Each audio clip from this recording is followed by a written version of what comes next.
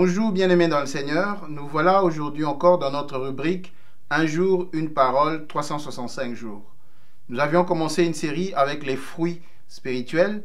Aujourd'hui, nous allons parler de la bonté. Nous n'allons pas parler de la bonté qui serait le fruit des efforts humains à exprimer des bons sentiments, mais nous voulons parler de la bonté qui est le fruit du Saint-Esprit, qui a pour source Dieu lui-même. Pour aborder le sujet de la bonté, nous allons voir des mots qui lui sont associés.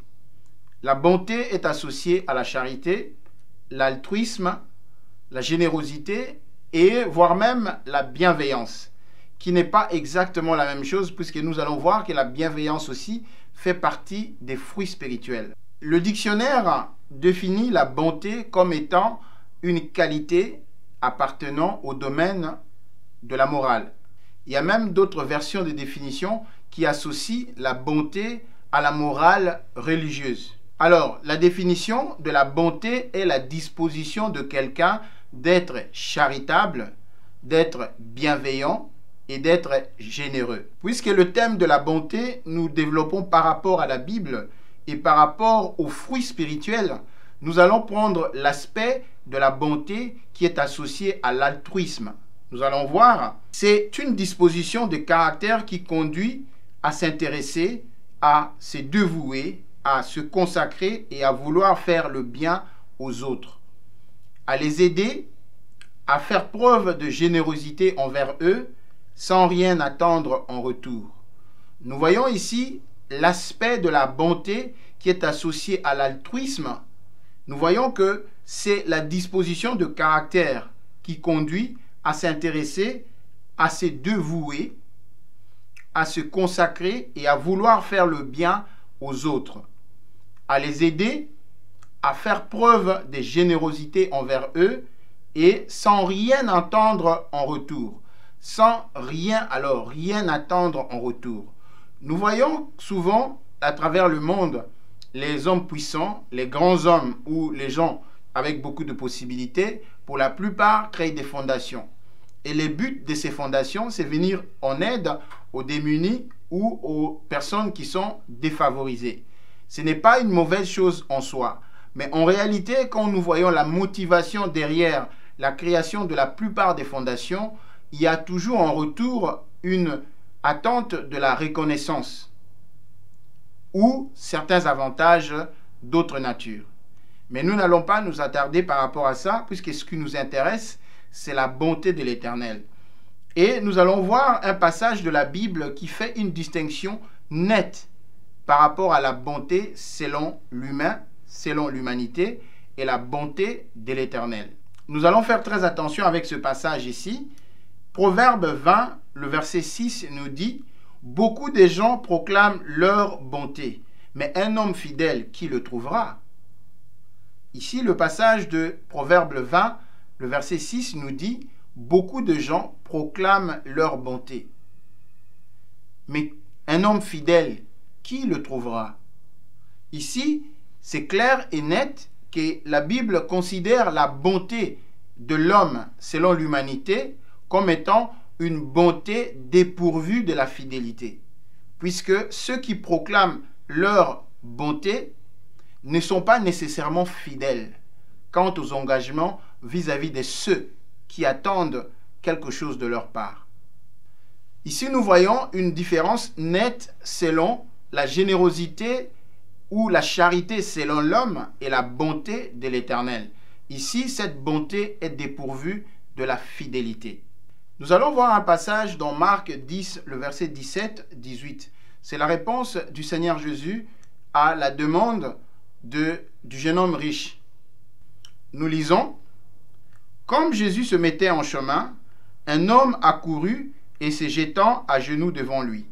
« Bon maître, lui demanda-t-il, que dois-je faire pour hériter la vie éternelle ?» Jésus lui dit, « Pourquoi m'appelles-tu bon? Il n'y a de bon que Dieu seul. » Il n'y a de bon que Dieu seul. Si nous prenons ce passage ici, le Seigneur Jésus insiste sur le fait que seul Dieu est bon. Et la Bible, tout au long de la Bible, de Genèse à Apocalypse, nous entendons parler de la bonté de l'Éternel, en disant qu'il n'y a de bon que Dieu seul. Et ce jeune homme qui était un juif, qui était venu vers Jésus, puisque ce jeune homme, si vous lisez son histoire, vous allez voir, c'est quelqu'un qui respectait le judaïsme, qui respectait la loi. Mais en appelant Jésus bon, et Jésus de lui dire, il n'y a de bon que Dieu. Pourquoi m'appelles-tu bon? N'est-ce pas, si vous voyez la conversation de Jésus avec ses disciples quand il leur avait posé la question, qui dites-vous que je suis, moi, le Fils de l'homme? Jésus qui était devant le jeune homme riche dans son humanité, puisqu'il était dans ce corps, et ce jeune homme qui vient à lui en disant « bon maître », ce jeune homme, certainement, il savait qu'il y avait plus que l'humanité qui était en Jésus. En disant cela, le Seigneur Jésus a voulu préciser au jeune homme riche et à ceux qui étaient autour de lui qu'il n'y a que Dieu qui est bon. En disant « bon maître », ce jeune homme riche savait qu'en Jésus, il y avait plus que l'homme ou le Fils de l'homme qui était devant lui. Il y avait plus que ça. C'est pour cela qu'il était venu pour poser la question, comment pourrais-je faire pour hériter la vie éternelle? Nous allons voir que le Seigneur Jésus lui a demandé s'il avait fait, il donnait la dîme, il faisait toutes les bonnes choses, s'il respectait la loi. Les jeunes hommes riches respectaient effectivement la loi. Mais le Seigneur Jésus lui a dit, va, vends tout ce que tu as et reviens et suis-moi. Le jeune homme riche était très attaché à ses biens et nous connaissons la suite. On ne sait pas ce qui s'était passé avec lui, puisqu'on dit que cet homme était malheureux, il est parti. Ce n'est pas le sujet d'aujourd'hui. Mais l'aspect que nous voulons aborder ici, le fait d'avoir appelé Jésus bon maître. Et Jésus de lui dire, il n'y a de bon que Dieu seul. Pour ce jeune homme riche, Jésus n'était pas seulement un maître, mais il était un bon maître. Exode 34, le verset 4 à 7. Nous allons faire très attention avec ce passage, puisque nous allons le lier au Proverbe 20, le verset 6. Moïse tailla 2 tables de pierre comme les premières. Il se leva de bon matin et monta sur la montagne des Sinaï, selon l'ordre que l'Éternel lui avait donné. Et il prit dans sa main les 2 tables de pierre.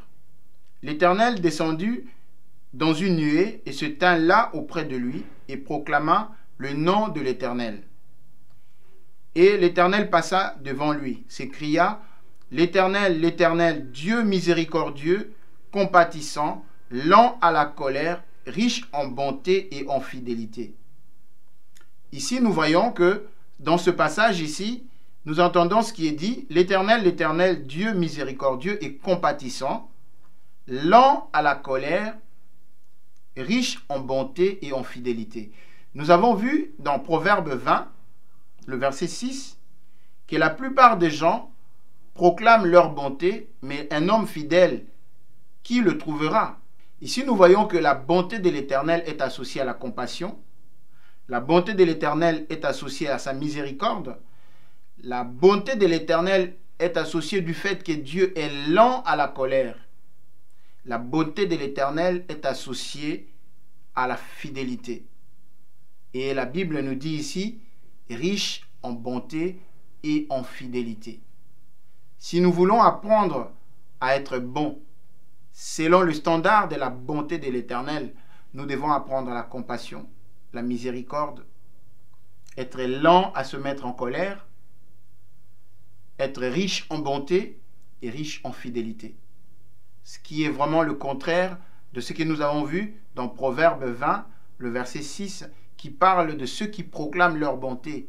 Mais où est la fidélité? Personne ne peut être bon et fidèle en même temps.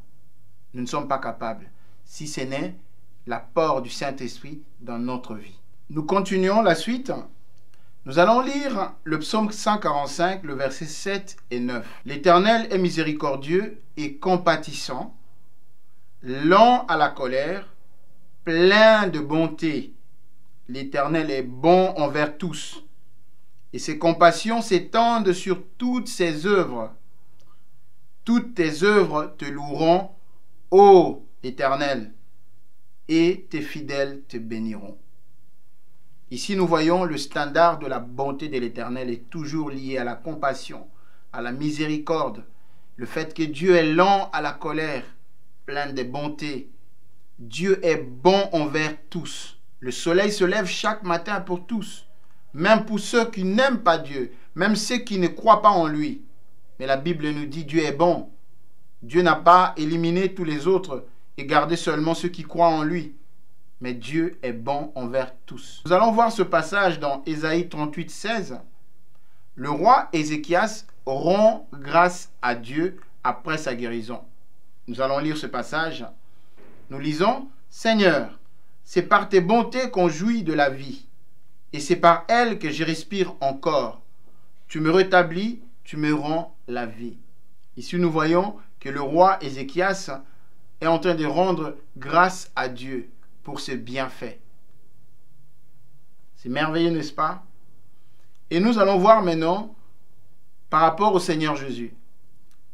La Bible nous dit dans Actes 10, 38, nous allons lire, « Jésus de Nazareth allait de lieu en lieu faisant du bien et guérissant tous ceux qui étaient sous l'empire du diable, car Dieu était avec lui. » Ici, quand on parle du ministère de Jésus, alors qu'il était dans son humanité, alors en étant sur terre en tant que fils de l'homme, la Bible nous dit Jésus de Nazareth, qui est lié à son humanité, Jésus de Nazareth allait de lieu en lieu, faisant du bien, guérissant tous ceux qui étaient sous l'empire du diable, car Dieu était avec lui.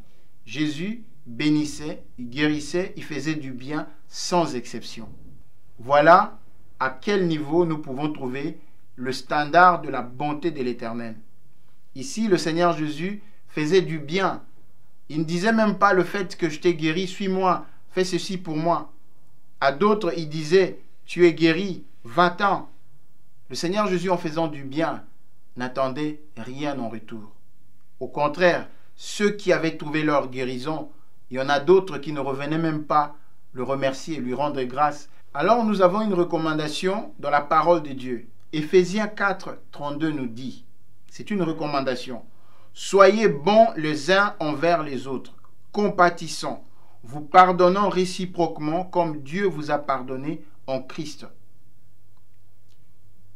Vous voyez ici cette recommandation, soyez bons les uns envers les autres.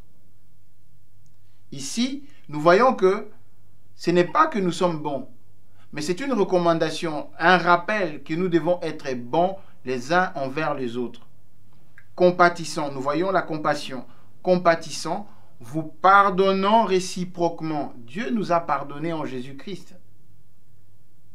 Nous pardonnons réciproquement comme Dieu nous a pardonné en Christ.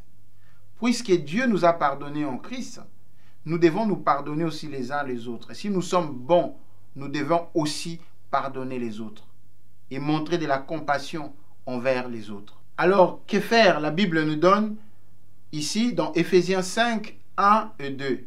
La Bible nous dit « Devenez donc les imitateurs de Dieu comme des enfants bien-aimés et marchez dans la charité à l'exemple de Christ qui nous a aimés et qui s'est livré lui-même à Dieu pour nous comme une offrande et un sacrifice de bonne odeur. » Le seul moyen pour atteindre le standard de la bonté de l'Éternel est l'intervention du Saint-Esprit. Quand nous recevons Jésus comme Seigneur et Sauveur, nous recevons aussi les dons du Saint-Esprit.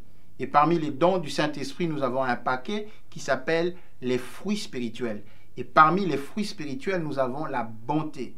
Et pour atteindre le standard de la bonté de l'Éternel, nous avons besoin de la compassion, nous avons besoin de la miséricorde, nous avons besoin d'être lents à la colère, savoir pardonner, être riche en bonté et en fidélité.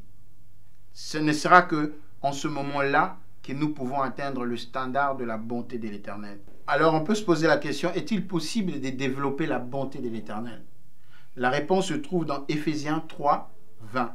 La Bible nous dit, « Or, à celui qui peut faire, par la puissance qui agit en nous, infiniment au-delà de tout ce que nous demandons ou pensons, à lui soit la gloire dans l'Église, en Jésus-Christ, dans toutes les générations au siècle des siècles. Amen.